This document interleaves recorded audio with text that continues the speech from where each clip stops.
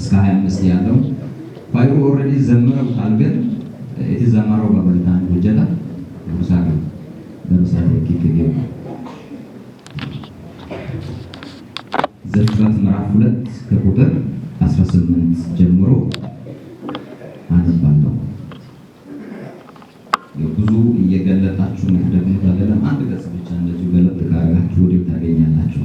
በጌታ በኢየሱስም ክፍሉን አነባለሁ። እግዚአብሔር አምላክም አለ ሰው ብቻውን ይሆን ዘንድ ሁሉም ሰው ይበልልኝ መልካም አይደለም። ቀጥሎ ምን ይላል? የሚመቸውን ረዳት እንፍጠርለት። እግዚአብሔር አምላክም የምድር አራዊትንና የሰማይ ወፎችን ሁሉ ከመሬት አደረገ። በምን ስም እንደመጠራቸው ያይ ዘንድ ወደ አዳም አመጣቸው። አዳምም ሕያው ነፍስ ላለው ሁሉ በስሙ እንደጠራው ስሙ ያው ሆነ። አዳምም ለእንስሳት ሁሉ፣ ለሰማይ ወፎችም ሁሉ፣ ለምድር አራዊትም ሁሉ ስም አወጣላቸው። ነገር ግን ለአዳም እንደርሱ ያለ ረዳት አልተገኘለትም ነበር። እግዚአብሔርም አምላክ በአዳም ከባድ እንቅልፍ ጣለበት፣ አንቀላፋም። ከጎኑም አንዲትን አጥንትን ወስዶ ስፍራውን በሥጋ ዘጋው። እግዚአብሔር አምላክም ከአዳም የወሰዳትን አጥንት ሴት አድርጎ ሰራት፣ ወደ አዳምም አመጣት። አዳምም አለ ይህች አጥንት ከአጥንቴ ናት፣ ሥጋም ከሥጋዬ ናት። እርሷ ከወንድ ተገኝታለችና ሴት ትባል። ስለዚህ ሰው አባቱንና እናቱን ይተዋል፣ በሚስቱም ይጣበቃል፣ ሁለቱ ስንት ይሆናሉ? አንድ ሥጋ ይሆናል። አዳምና ሚስቱ ሁለቱም ራቁታቸውን ነበሩ፣ አይተፋፈሩም ነበር። እንጸልይ። አምላካችን እግዚአብሔር ሆይ እጅግ አድርገን እናመሰግናለን። በክርስቶስ ኢየሱስም ክብርና ምስጋና ላንተ ይሁን። በዚህ ማለዳ በእግሮች ስር ቁጭ ብለናል። እንደለመድነው አንተ ለመስማት ነው የመጣነው። በኢየሱስም ተናገር። አንተ ስትናገር በአንድ አቅጣጫ ብቻ አይደለም፣ በብዙ አቅጣጫዎች የምትናገር ቃል ያለ አምላክ ነህ። እግዚአብሔር ሆይ በዚህ አጋጣሚ ላላገቡ ወጣቶች፣ ላገቡ ባለትዳሮች የልብህን ሐሳብ እንድትገልጥልን በኢየሱስ ክርስቶስ እንጸልያለን። እግዚአብሔር በዚህ ማለዳ በዚህ ሰርግ ምክንያት ከምተላለፈው ከሕያው ቃል የተነሳ በአንዳንዶች ትዳር ውስጥ እግዚአብሔር የዘላለም አምላክ ያለባቸው ሕመም በኢየሱስም የተፈወሰ ይሁን። የታመመ ትዳር በኢየሱስም ይፈወስ። መገኘት ያስደንቀን። እግዚአብሔር የዘላለም አምላክ በዚህ አጋጣሚ ጸልያለሁ። ለትዳር ደርሰው እግዚአብሔር ማግባት የፈለጉ ነገሮች ላልተመቻቹላቸው የትዳር በሮች በኢየሱስም ይከፈቱ። ለአዳም ሔዋንን አዘጋጅተህ የሰጠ እግዚአብሔር በዚህ ጉባኤ ላሉ ለብዙ አዳሞች በኢየሱስ ክርስቶስም ሔዋናቸውን ስጣቸው። ለብዙ ሔዋኖችም አዳማቸውን በኢየሱስም ስጣቸው። ትዳር የእግዚአብሔር ፈቃድ ነው። ሰይጣን ደግሞ ይሄ እንዳይሆን በብዙ አቅጣጫ እየተዋጋ እያበላሸ ባለበት ዘመን ነው ያለነውና እግዚአብሔር የእያንዳንዳችን ትዳር ባንተ እየተጠበቀ ይሁን። የቃል ደጅ ይከፈትልን። እናመሰግናለን በኢየሱስ ጻድቅ ስም አሜን። እግዚአብሔር ለዘላለም የተባረከ ይሁን። ይሄ ክፍል እንግዲህ ለመጀመሪያ ጊዜ እግዚአብሔር ለሰው ልጅ ትዳርን የመሰረተበት የጋብቻ መሰረትን የምንመለከትበት እንዴት ባለ መልኩ ነው የተዘጋጀው የሚለውን ግልጽ የሚያደርግ ክፍል እንደሆነ እንመለከታለን። ጋብቻ መጽሐፍ ቅዱስ እንደሚያስተምረን በሁለት የተለያየ ጾታ ባላቸው ሰዎች እንደ እግዚአብሔር ፈቃድ ተገናኝተው በሕይወት ዘመናቸው አብሮ ኖሮ የሚጨርሱት የሰው ሳይሆን የማን ተቋም ነው? እግዚአብሔር ተቋም ነው። ጋብቻ የማናችንም ተቋም ሳይሆን መስራቹ ማን ነው? እግዚአብሔር ነው። በየትኛውም መንገድ ተገናኛችሁ የተጋባችሁ ሰዎች እግዚአብሔር በየትኛውም መንገድ አገናኛችሁ፣ አንዴም ተገናኝታችኋል። ከዛ ከተገናኛችሁበት ጊዜ ጀምሮ የእናንተ አይደለም፣ እንደፈለጋችሁ ማድረግ የምትችሉት አይደለም። እግዚአብሔር አገናኝቷችኋል። እስከ መጨረሻው ድረስ አብራችሁ የምትኖሩበት ነው። ለዚህ ጥሩ ማሳያው እግዚአብሔር አዳምንና ሔዋንን ሲያገናኛቸው ከአማራጭ ጋር አይደለም። ሔዋንን 1 2 3 አርጎ ኦነር ይመታናው ዳንቴው ሲኒዮ ከቡጂኮ ሎጊዲ ሲናአ ሄዛው ተደመደበኝ። ስለዚህ ምንም አማራጭ የለም።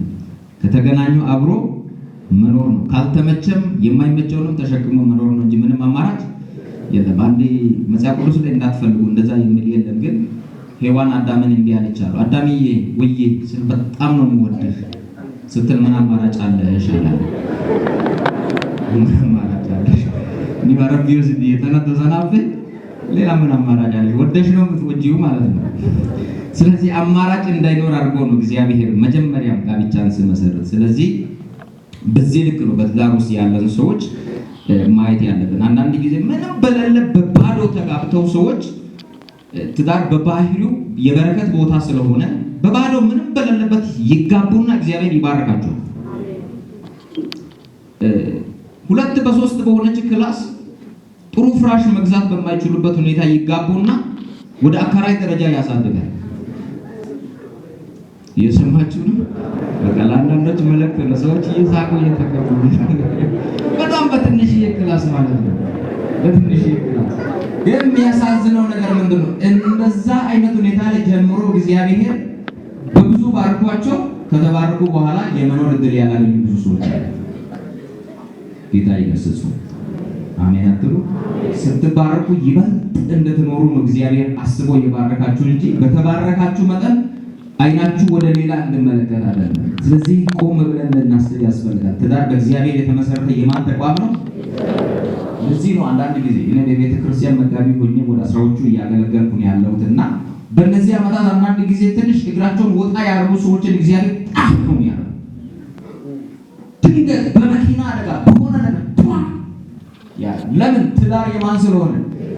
የእግዚአብሔር ተቋም ስለሆነ ትንሽ መማጠጥ እግሩን ወደ ውጪ ማውጣት ሲጀምር ያለ ርህራሄ ይመጣል። ዛሬ በደንብ አድርጋችሁ ስሙ እና ኑሮ ገብታችሁ ትላንትና ረስታችሁ እግራችሁ ወጣ ወጣ ያለ ልባችሁ ወጣ ያለ ቤት ውስጥ የሌላችሁ አካላችሁ ያለ መንፈሳችሁ ግን የተወሰደባችሁ ሰዎች በደንብ ስሙ። ጧነው ያደርገው አለው ያልክ ያጠፋል። ምክንያቱም ትዳር የማን ተቋም ነው? ለዚህ ነው ሚልኪያስ 2 ላይ እግዚአብሔር በእናንተ መካከል አይፈርድምን? በልጅነት ሚስት ላይ የምታደርገው ነገር እግዚአብሔር አያይምን ይላል። ጎሬ ለኔ ከደላዩ ኦላና ሜዳም ቢደቶሳይ በእኔ ስለዚህ እናስብ። አንድ ጊዜ አንዱ ወደ ቤቱ ጋበዘኝና እንዲህ ሲገባ ትንሽ እንትኑ እውነት ለመናገር ቤቱን ጥሩ አርጋ አልያዘችም ልጅቱ። ግን ወዲያው ከአፉ የወጣው ቃል በጣም ገረመኝ። ፓስተር እንግዲህ ድሮ በወጣትነት ብዙ ዕውቀትን በሌለበት ከገጠር ዝም ብለን ያገባናት ስለሆነች ምን ያለ ነው ማለት ነው? እየተቆጨ ነው ማለት ነው። ባላገባውና እያለ ነው እና ከገጠርም ሆነ አግብታ ነው በቃ ብዙ ባል መጀመሪያ ማን አስገደደ? በፈጠራ ነው እንዲያገባው። ስለዚህ ጋብቻ ትዳር የማን ተቋም ነው? እግዚአብሔር ተቋም። ተጠንቀቃችሁ ያዙ። አሁን ቤተ ክርስቲያን ውስጥ ቅዱሳን በጣም የሚያሳዝን ነገር ክርስቲያኖች እያደረጉ ነው። አንዳንድ ጊዜ ፍርድ ቤት ላይ ያሉ ዳኞች ፓስተር እናንተ ቆይ ምን እየሰራችሁ ነው? ሰው ሁሉ እኮ የት ነው ያለው? ፍርድ ቤት። ጨው ታበዛለች ብሎ ፍርድ ቤት ይሄዳል።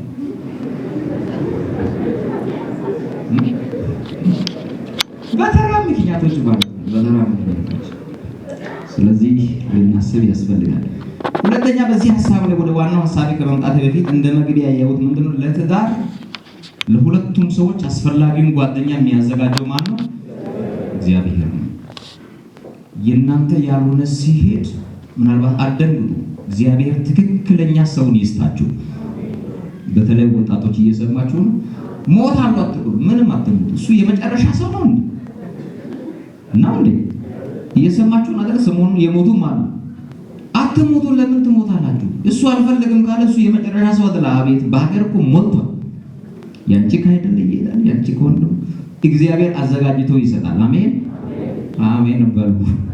እግዚአብሔር አዘጋጅቶ ይሰጣል። እኔ ሌላ ቦታም ነገር ያለው ወደ ትዳር አሁን ካለች ባለቤቴ ጋር አብረን ከመኖራችን በፊት በትንሹ አልቆጠርኩም 10 ይሆናል የጠየቃቸው ሴቶች 10።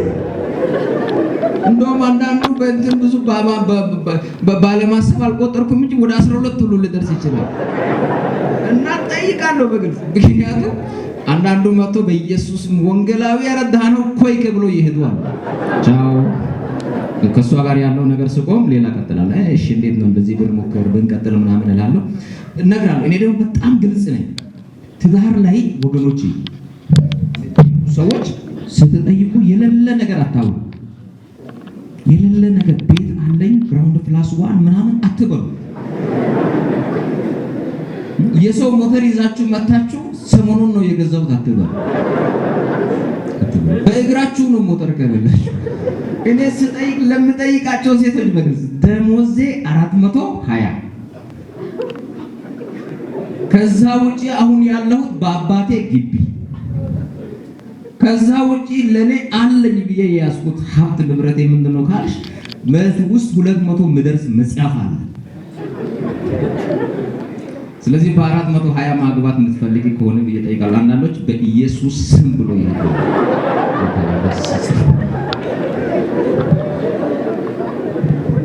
እና ጋሽ አብሩ ያውቃል። የአቡነ ባለቤት በጣም ሩቅ አገር ከዚህ ወደ 600 ኪሎ ሜትር ርቃ ነው ያለችው። በሆነ ስልጠና ተገናኘንና ነገር ባይዘው እያለ አልጠይቅም። ስቆረጥ ጠይቃለሁ። ይቆረጣል አይደል? እንደው መጠየቁን ቀጥላለሁ። እና የአቡኗን ጠየቅኳትና ነገርኳት ያለኝን ነገር በሙሉ። አንዴ ከእህቷን ጋር መታ እሷ ደግሞ በጣም ብዙ ነች። ቤቴንም መታ አየችና ቤቴ ቁስቁል ያለች ነች። ከመርካቶ የተገዙ ባለቀለም ወንበሮች የምናገሩ ወንበሮቹ ሰው ሲቀመጥ ያወራሉ። ምንም ማውራት አያስፈልግም። እንሰራው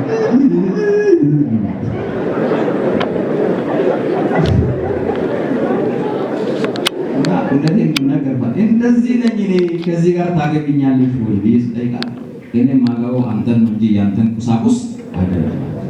እቺ ያግብታኛለች።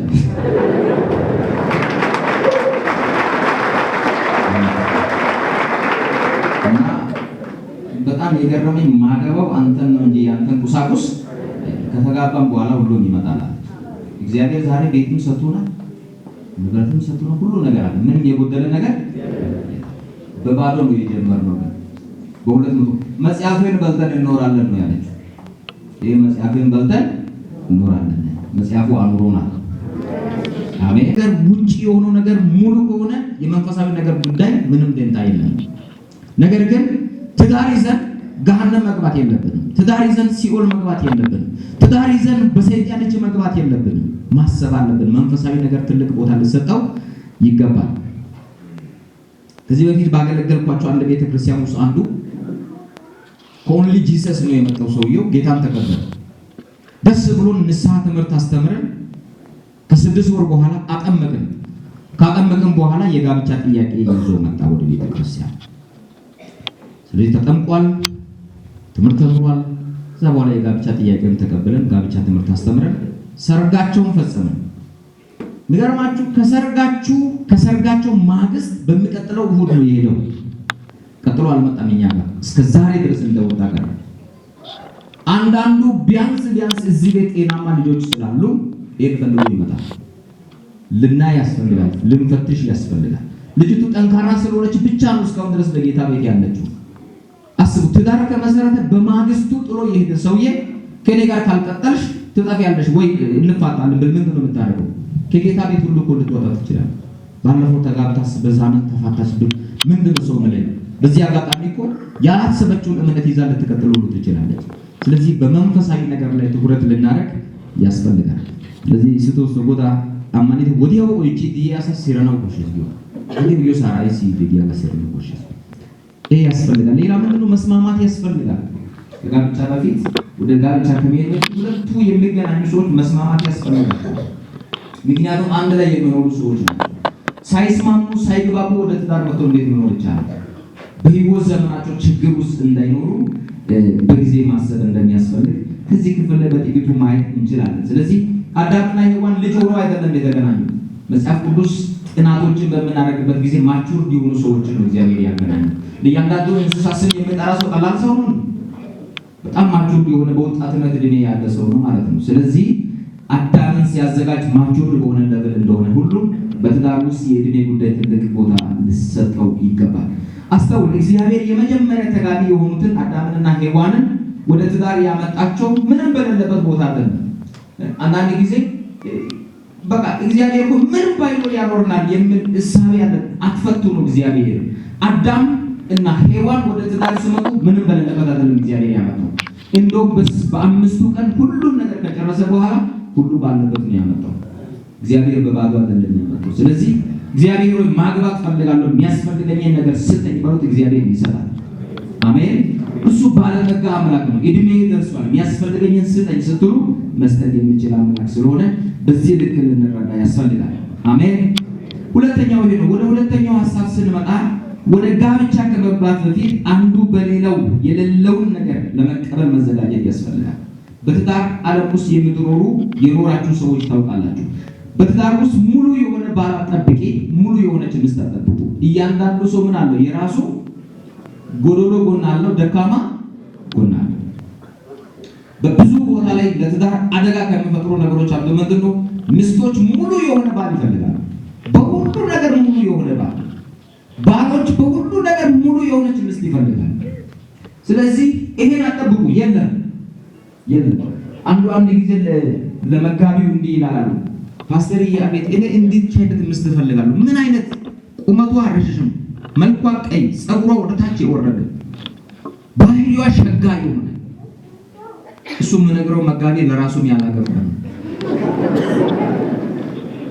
ወፈር ያለች በቃ ደስ ምትል ድንቡሽቡሽ የሆነች ልጅ ፈልጋለሁ ስለ መጋቢ እሷን ማገኝ እኔ ነኝ ራሱ ማገኝ።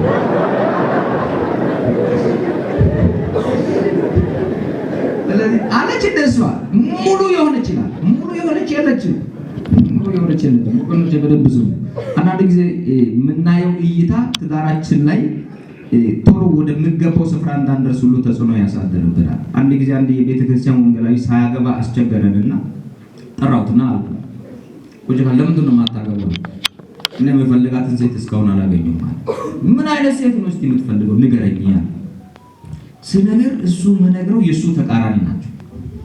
እሱ ጥቁር ነው ቀይ ይፈልጋሉ ይላል። ገብቷችኋል አይደል? የእሱን ተቃራኒ ብቻ ደረደረና ወንድሜ አሁን የጠየካት አንተ ያልካት ልጅ እሷም እኮ የምትፈልገው ያንተ ያለቱን ሳይሆን አንተ የጠየቀውን ተቃራኒ ነው እሷ የምትፈልገው። ስለዚህ ወረድ በላሉ ትንሽ ከመስፈርቶቹ ውረድ እና ጌታ ይባርከው ከመስፈርቱ ወርዶ ወዲያው አገባ። አንዳንድ ጊዜ የሌለ መስፈርት ሁበ አይ ብክ ባይና ቤታኔ ሁበ ሀጋው አኪዶ መጫሽ ቆይሳ ሁበ ጋው አኪዶ ረደይ ሁበ ና ቆይ ይርዳር ሁለኝና ሁበ ጉርናሽን ከናጎት የሶኪጂ። ስለዚህ በባህል ውስጥ የሌለውን ነገር ምስት ምን ማድረግ አለባት? ማምራት አለባት። ደካማ ጎኑን ማወቅ አለባት። በምስቱ ውስጥ የሌለ ደካማ ነገርን ባል ደግሞ ምን ማድረግ አለበት? ማወቅ አለበት። አብራችሁ ሁሉ ትኖሩ አንዴም ተገናኝታችኋል። ስለዚህ አዳምና ሔዋን በሚኖሩበት ጊዜ ይህንን ማሟላት አለባችሁ። ከጎኑ የተወሰደ ነገር አለ አይደል? አይደል? አሳያዘ ከዲ የከቲበኔ ሙሉ ነው ማጋ ነው ያለው ንግስቲቱ ጋር ነው ያለው። ስለዚህ ሙሉ የምትሆኑት ሁለታችሁ አንድ ላይ ስትሆኑ። ስለዚህ የጎደለ ነገርን አንዱ የሌላውን በማሟላት መኖርን ማሰብ ያስፈልጋል። ጌታ ይርዳል። ስለዚህ አንዳንድ ጊዜ የምንሸወጥ ሙሉ የሆነ ባል እንጠብቃለን። በቃ ኩመታ ባዲዮ ኬታዋ ደመከታ ይገባው ያኔ ፓጫራጋት ይክዲ አረዳ ከነ ጉድለቱ ተቀበለን ልንኖር ያስፈልጋል። ይሄ ኖርማል አድርገን ልንቀበል ያስፈልጋል። ሁለተኛው ሐሳብ ይሄ ነው ከዚህ ክፍል ያየው። ሶስተኛ ወደ ጋብቻ በጋብቻ ውስጥ የሚከሰቱ አዳዲስና ያልተለመዱ ለውጦችን ለማስተናገድ ራስን ማዘጋጀት ያስፈልጋል። ወደ ትዳር ውስጥ ስትገቡ በተለይ በደንብ ስሙ። ገና ልትገቡ ያላችሁ በደንብ ስሙ። ትዳር ውስጥ ስትገቡ ወደ ትዳር ውስጥ ከመግባት በፊት ያሉ ነገሮች አብዛኛዎቹ ነገሮች ይለውጣሉ። ለአዳዲስ ለውጦች ራስን ማዘጋጀት ያስፈልጋል። ቡታባይ ከሰተቶ ፋይቶንባን ጋሼ ጋሩዝ ነው ጋሼ ጋር ወይ ሙዘመን እንደ ጋሼ ሶይሶ ሎግ ደቆና ባንታሶ እንዴ ባንታናታ ሶን ወደቆና አቀዳ ሃያጋ ከተሽ ወዴት ነው የምትመጣው? ሰው አባቱንና እናቱን ይተዋል ስል ምን ማለት ነው? ቅድሚያ ለማን ነው? ለባል ይሰጣል፣ ለትዳሩ ለቤቱ ይሰጣል። ስለዚህ ወገኖቼ ይሄን ለመልመድ መዘጋጀት ያስፈልጋል። ትዳርን በራስ መምራትን ትዳርን ራሳችሁ ለመምራት መዘጋጀት ያስፈልጋል። መተውን መለማመድ መቻል አለብን። ስለዚህ በእያንዳንዱ ነገር ቤተሰብን የሚያስጨንቁ ሰዎች አሉ። እኔ አንድ ቦታ ላይ እንዲህ ብዬ አገልግያለሁ። ሀጭበ እንደሱ ከታዋል ኦይቲያናት ዲኮ አዩቲ ገዴታ ዝንዲ አዝዲያ ቱኬሳ ጀራውካ ወዘኔው በሽቴ ከታ መጫ ማትጎበር ዋና ጋናው መጫ ታናጠቁ በሶ መጆ ከ እና እውነት አንደኛዋ እና ተጠቅማ ነገር ይመጣችና ልክ ልኳን አደረስኳል።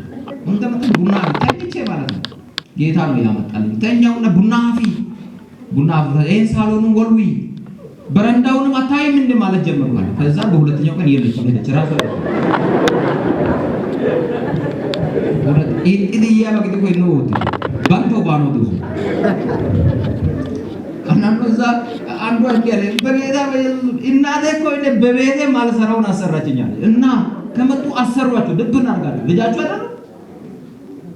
አይደሉም ያገባች እንጂ ልጃችሁ እኮ ድብን አርጋችሁ አሰሩ። ሰርታ ማታውቀው ነገር ሁሉ አሰሩ። ነይ እግሬ ነገር ይበል ተናበዳ ብዙ ወደስ ገዴ መጫጎበር አዋጋ ከመጪ ጋር ጎበር ዋለ መንገታካል አባውባ ነው ሴቶች ለትኩረት አድርገን እንዳትል ብዙ እንደሚሄድ የሚያስቸግሩት እነሱ ናቸው። ስለዚህ አትይ ሰምታችኋል። ወለት በመጣችሁበት ተረጋግታችሁ መኖር ይሁን። አሜን ይባላል። በኢየሱስ ስም መኖር ይሁን። እንግዲህ ከሞረ ተሰውየት የለቁ አሜን። ብዙ ቻሌንጆች ስላሉ ሲሳሳይ ሞተር ለማን እንዲወጣ ሃማን ማጥኛ ደረሰው ጋር ሞተር 40 ይፈው አሁን ደታን ነው ወስታሱ ያልሆነ ነገር እንኳን አይደለም ነው የሆነ ነገሮች ነው ሞተር ግን አወለ ተጋባታ ሐራዘ ነው አባትንና እናትን ስለዚህ አንድን ተታችሁ መታችሁና ወላጆችም ልጆቻችሁን እውነቴን እላለሁ ታገሱ። ቻይ ትዳር እንደዚህ የሆነ ነው መስመር ቢይዘው ፓስተር ዮሐንስ ይላል ትዳርና ጫማ ውሎ እያደረ ይመቻል ይላል። ጫማ እንደተገዛ እግር ይበላል አይደል? ግን እያደረጋችሁ ስትሄዱ ምን ይሆነ ይላል። ትዳርና ጫማ እንደዛ ቀስ እያለ ይመቻል። ስለዚህ ይሄንን መልመድ ያስፈልጋል። በትዳር ውስጥ አዳዲስ የሆኑ ነገሮች ይፈጠራሉ። በእጮኝነት ያሉ ነገሮች ሁሉ ወደ ትዳር ከገባችሁ በኋላ ይቀጥላሉ። በስመ አብ አንቺ መምጣቱም ከመጣሽ እኔ በአይስክሬም ነው ማኖሮ ያለው ባል ያኖራል። እንደዛ አያወሩም። በማግስቱ እናቴ ቁርስ አልሰራሽም እንደዚህ ነው የምን አይስክሬም ነው እንደዛ ነገር ድስቶች አሉ ቢገስ ታይም ተቆያ ምናምን እዛ ጋር አለ ስቶቡም እንኳን አላየሽም ቢገስ። ስለዚህ አሁን ትናጋ እየከፈለ እንደመገበው አይሆንም። መስራትን ካሁኑ መልመድ ያስፈልጋል። አሜን። እናቶች ልጆቻቸውን መስራትን አለማምዱ። ቤት ውስጥ ይስሩ። ልጆች አሁን በጣም ተነገ ትምህርት ያንካንቸ ባለ ማለት ነው። ትምህርት ካንቸ ቢሆን አያገቡ እናቶች አያገቡ ለሴት ነው ያገባል። እኔ እዚህ ይሁን ሌላ ቦታ ነገር ያለው አንዴት አገባችና እኛ ወንዶች ጌታ አይመስልም ብዙ አለች ዶሮ ከተረዳ እናት ከዚህ በኩልም ከዚህ ቆጠረ እና ልጁ እንዳገባ ዶሮ ቆርጦ ትቶይ እንዴት አርጎ ቁጭ ብሎ ዶሮ ምን እንደምትደረጋቀው ያ 5 ብር ካርድ ሞንት ማዬ አቤት አርሎ እኮ ሄደ ምን ላርገው ያንዳንዱ ነገር መስቴት እየነገረች ለምን አስተምሩ ልጆቻቸው ቤት እንደዘሩ አሉ። ወጣቶች ቤት ውስጥ መስራትን ተለማመዱ። ጥሩ ወጥ መስራትን ተለማመዱ። ዶሮ መስራትን ተለማመዱ። አንዳንዱ እኮ እንጀራ እንዴት እንደሚጋገር ማያውቁ ወጣት ሴቶች አሉ። ጌታ ይፈውሳቸው። እውነቴን ነው። በእውነት ልክ አይደለም እንዴ መብላት ብቻ እኮ አይደለም እንዴት እንደምጋገር ማወቅ አለባቸው። ዳቦ ሲደፋ ማያውቁ አሉ። ቤት አባትና ችግራቸው ያይደለ ማለት ነው። ስለዚህ ወገኖቼ እናትና አባትን መተው አለና ካሁኑ ተዘጋጅ። አንድ ቀን በጣም የምትወጂያትን እናትሽን ትተያለሽ፣ በጣም የምትወደውን አባትህን ትተዋል። ይሄን ማወቅ ያስፈልጋል። ሌላው ምንድነው ለዚህ ክፍል ማወቅ ያለብን አንዱ በሌላው መጣበቅ አለ። ምንድነው ብለው ሰው አባቱንና እናቱን ይተዋል፣ በሚስቱ ምን ይሆናል? ይጣበቃል። ይሄ እንግሊዘኛው ክሊቪንግ ይላል። ክሊቪንግ ማለት ብረት ከብረት ጋር ሲበየድ ያለ አይነት አንድነት ነው የሚያሳየው። የባልና የሚስት አንድነት እንጨት ከእንጨት ጋር እንደምጣበቅ የማይላቀቀው ሁሉ የማይላቀቅ አንድነት ስለሆነ ለዛ መዘጋጀት ያስፈልጋል። እናንተ እኮ በቃ እሷ ልጅ እኮ አሁን ካገባች ቀን ጀምሮ ዞር ብላም አታየኝም፣ ዞር ብላችሁ አትዩ አላልኩም። ግን በዋናነት ትኩረታችሁ ከባላችሁ ጋር ነው መሆን፣ ከባል ጋር መጣበቅ፣ ከባል ጋር አንድ መሆን፣ የልብ የመንፈስ አንድነት ልኖረን ያስፈልጋል። እግዚአብሔር በዚህ ይባርካችሁ። አሜን። ባልን በመስማት ሚስትን በመስማት መንፈስ እግዚአብሔር ይባርካችሁ። አሜን አትሉ? ምሳሌ አበዛህ አትበሉኝ እንጂ አንድ ጊዜ አንድ በጣም ማይግባቡ ባልና ሚስት አብሮ ጉዞ ይጀምራሉ አሉ። እና ሚስት ሁሉ ጊዜ የባል ተቃራኒ ነች። እና የሆነ ቦታ ላይ ሲደርስ ከአፉ ሳያውቅ በድልድይ እንለፍ አለ። ምን የምትል ይመስላችሁ? በፍጹም አባቶቻችንን በድልድይ አላለፉም፣ በወንዙ ነው የምንሄደው አለ። ዛ ተከራከሩ። እንቢስን እሺ አንቺ በወንዙ ሂጂ፣ እኔ ድልድይ እያለ በወንዙ ምንም የሚያስገደኝ ነገር የለም፣ እኔ በድልድይ አልፋለሁ፣ አንቺ በወንዙ ይለፊ ብሎ እያለፉ እያለ ወንዝ ገብታ ስትሻገር ውሃው ጥርግ አድርጓት ይዞ ጮኸ። ከዛ በኋላ ሚስቴን ውሃ ወሰደብኝ ጮኸ። ህዝብ ደረሰ። የቱ ጋር ነው የገባችሁ? እዚህ ጋር ነው የገባችሁ። በሉ ሰዎች ከዚህ ወደ ታች ፈልጉ ስለ ኧረ ወደ ታች አትፈልጉ ወደ ላይ ፈልጉ አለ። ገብቷችኋል? እሷ ምንድን ነች? ተቃራኒ ነች። እሷ በውሃ ውስጥ ወደ ታች አትሄድም፣ ወደ ላይ ፈልጓት። እሷ ኧረ አንድ ልብ እንሁን። አሜን አሜን። አንዳንዴ እኮ ቤታችሁ ላይ ሰዎች ማወያየት የማይፈልጉት መቼም ስለማትስማሙ አንዳንዴ አያናግሩ። እኔ አወያያት የሚሉ ብዙ ሰዎች አሉ። ለምን? ተቃራኒ። ስለዚህ አንድ ልብ አንድ መንፈስ። ሚልክያስ ምዕራፍ 2 ላይ ምንድነው ማለት? እግዚአብሔር አንድ መንፈስን ጠብቆልን የለምን ይላል። ስንት መንፈስ ሰጥቶናል? አንድ መንፈስ ሰጥቶናል። በባልና በሚስት መካከል የአንድ ልብ አንድ መንፈስ ሊኖራቸው ይገባል። ምክንያቱም ሁለቱም ስንት ናቸው ደግሞ ይላል? አንድ ሥጋ ይላል። ይሄ ደግሞ በትዳር ውስጥ ካለ ከጾታዊ ግንኙነት ጋር በተያያዘ ጤናማ የሆነ ጾታዊ ግንኙነት ጭምር እንድኖር ስለሚያስፈልግ ነው። ይሄ ሁለቱ አንድ ሥጋ ይሆናሉ ብለው ሞር ከዛ ጋር የተያያዘ ነው፣ ከጾታዊ ግንኙነት ጋር የተያያዘ። ይሄ ደግሞ ብዙ ትዳርን ችግር እየፈጠረ ያለ ጉዳይ ስለሆነ በትዳር ውስጥ መጽሐፍ ቅዱስን እግዚአብሔርን የፈቀደው አንዳንድ ሰዎች መጽሐፍ ቅዱስን በደንብ ስላላነቡ ይመስለኛል ነገራ የሆነ ዋጋ ቆበሰስ ይያል ጾታዊ ግንኙነት ነገራ የሆነ ዋጋ ምዕራፍ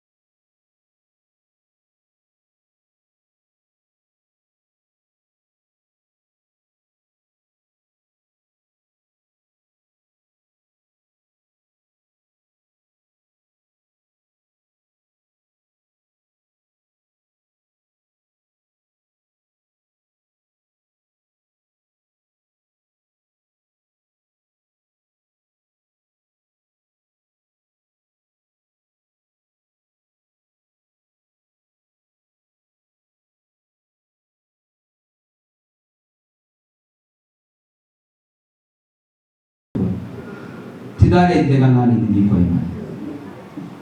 ስለዚህ በእግዚአብሔር ቃል አበረታታቸው መተሳሰብ ይኑር። አሜን ነው። የመጨረሻውን ሐሳብ ተናግሬ ልጨርስ።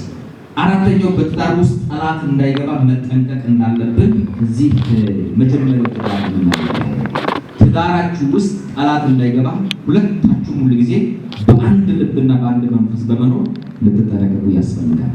በአዳምና በሔዋን ውስጥ ችግር የተፈጠረው መቼ ነው ካላችሁ ምዕራፍ 2 ላይ የነበረው ፕሪንሲፕል ሙሉ በሙሉ ሳይተገብሩ ቀርተው ምዕራፍ 3 ላይ ክፍተቶች ሲፈጠሩ እንመለከታለን።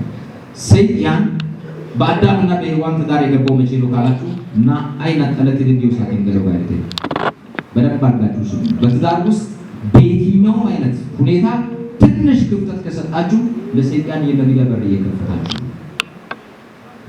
አዳም በሌለበት ነው ሰይጣን መጥቶ ማንን ያገኘው? ሔዋን። በእውኑ ከዚህ ዛፍ ሁሉ ብሉ ብሏችኋል ብሎ ሲጠየቅ ሔዋንም አለ ከታወይ ያጋር ዞለታ ብላለች አላለችም።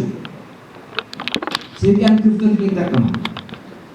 አሁን ደግሞ በዚህ ዘመን ሰይጣን ሔዋን ጋር በቀጥታ መምጣት ስላልቻለ